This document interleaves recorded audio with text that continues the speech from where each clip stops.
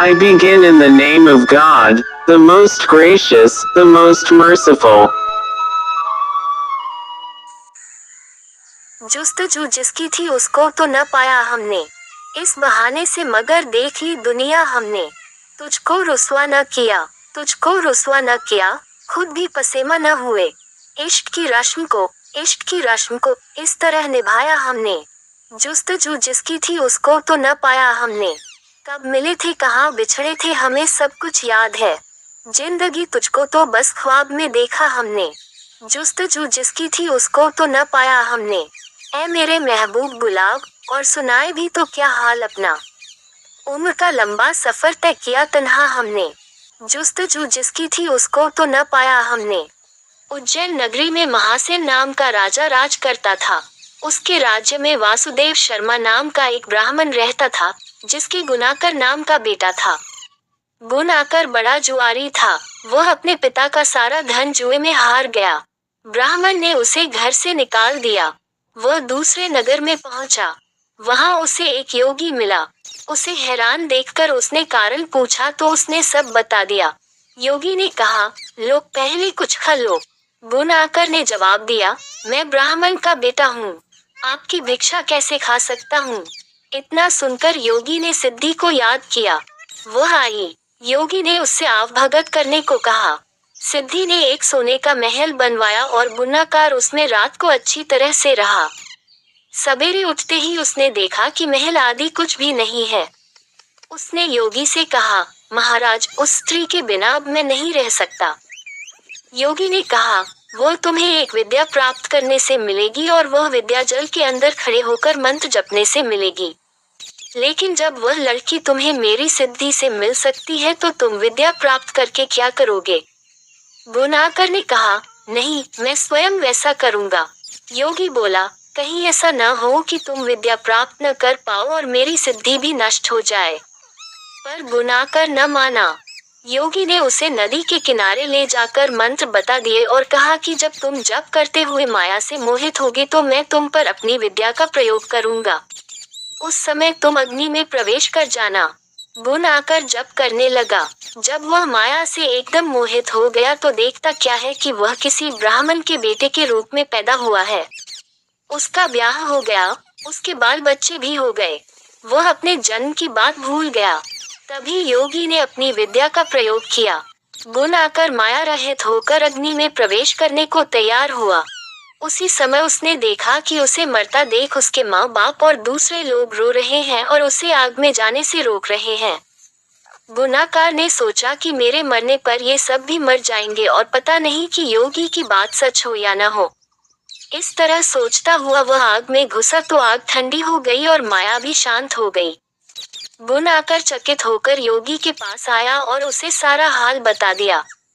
योगी ने कहा, मालूम होता है कि तुम्हारे करने में कोई कसर रह गई। योगी ने स्वयं सिद्धि की याद की, पर वह नहीं आई। इस तरह योगी और गुनाकर दोनों की विद्या नष्ट हो गई। इतनी कथा कहकर बेताल ने पूछा, राजन, ये बताओ कि दोनों की विद्या क्यों नष्ट हो गई। राजा बोला, इसका जवाब साफ है। निर्मल और शुद्ध संकल्प करने से ही सिद्धि प्राप्त होती है। गुनाकर के दिल में शंका हुई कि पता नहीं योगी की बात सच होगी या नहीं। योगी की विद्या इसलिए नष्ट हुई कि उसने अपात्र को विद्या दी। राजा का उत्तर सुनकर बेताल फिर पेड़ पर जा लटका। राजा वहां गया और उसे लेकर चला तो उसने ये कहानी सुनाई। वक्रोलक नामक नगर में सूर्यप्रभ नाम का राजा राज करता था। उसकी कोई संतान न थी। उसी समय में एक दूसरी नगरी में धनपाल नाम का एक साहूकार रहता था। उसकी स्त्री का नाम हिरण्यवती था और उसके धनवती नाम की एक पुत्री थी। जब धनवती बड़ी हुई तो धनपाल मर गया और उसके नाते रिश्तेदारों ने उसका धन ले लिया। हिरण्यवती अपनी लड़की को लेकर रात के समय नगर छोड़कर चल दी। रास्ते में उसे एक चोर सूली पर लटकता हुआ मिला। वह मरा नहीं था। उसने हिरण्यवती को देखकर अपना परिचय दिया और कहा, मैं तुम्हें 1000 अशर्फियां दूंगा। तुम अपनी लड़की का ब्याह मेरे साथ कर दो। हिरण्यवती ने कहा, तुम तो मरने वाले हो। चोर बोला, मेरे कोई पुत्र नहीं है और निपुते की परलोक में सद्गति नहीं होती।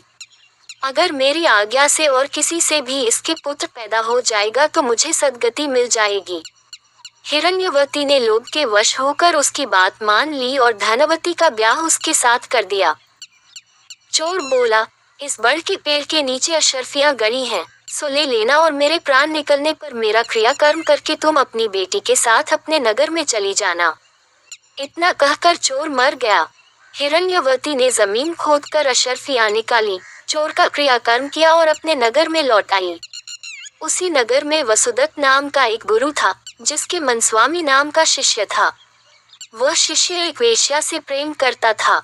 वेश्या उससे 500 अशर्फियां मांगती थी। वह कहाँ से लाकर देता।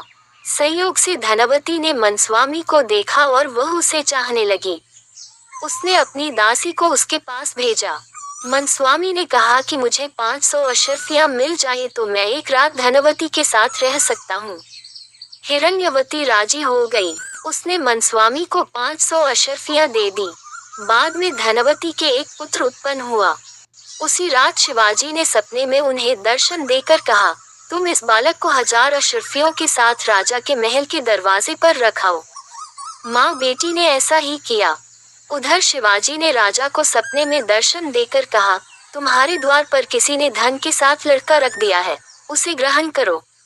राजा ने अपने नौकरों को भेजकर बालक और अशर्फियों को मंगा लिया। बालक का नाम उसने चंद्रप्रभ रखा। जब वह लड़का बड़ा हुआ तो उसे गद्दी सौंपकर राजा काशी चला गया और कुछ दिन बाद मर गया। पिता के ऋण से उऋण होने के लिए चंद्रप्रभ तीर्थ करने निकला। जब वह घूमते हुए गयाकूप पहुंचा और पिंडदान किया तो उसमें से 3 हाथ एक साथ निकले। चंद्रप्रभ ने चकित होकर ब्राह्मणों से पूछा कि किसको पिंड दूं। उन्होंने कहा, लोहे की कील वाला चोर का हाथ है, पवित्री वाला ब्राह्मण का है और अंगूठी वाला राजा का। आप तय करो कि किसको देना है। इतना कहकर बेताल बोला, राजन तुम बताओ कि उसे किसको पिंड देना चाहिए। राजा ने कहा, चोर को, क्योंकि उसी का वह पुत्र था। मनस्वामी उसका पिता इसलिए नहीं हो सकता कि वह तो एक रात के लिए पैसे से खरीदा हुआ था। राजा भी उसका पिता नहीं हो सकता, क्योंकि उसे बालक को पालने के लिए धन मिल गया था। इसलिए चोर ही पिंड का अधिकारी है। इतना सुनकर बेताल फिर पेड़ पर जा लटका और राजा को वहां जाकर उसे लाना पड़ा। रास्ते में फिर उसने एक कहानी सुनाई। मैं शाख ए ताक हूँ, मेरी गजल है मेरा समर। मेरे समर से मैं लाला फार्म पैदा कर। मेरा तरीक अमीरी नहीं फकीरी है, खुदी न बेच गरीबी में नाम पैदा कर। Subscribe and share and like and comment, but now as you like.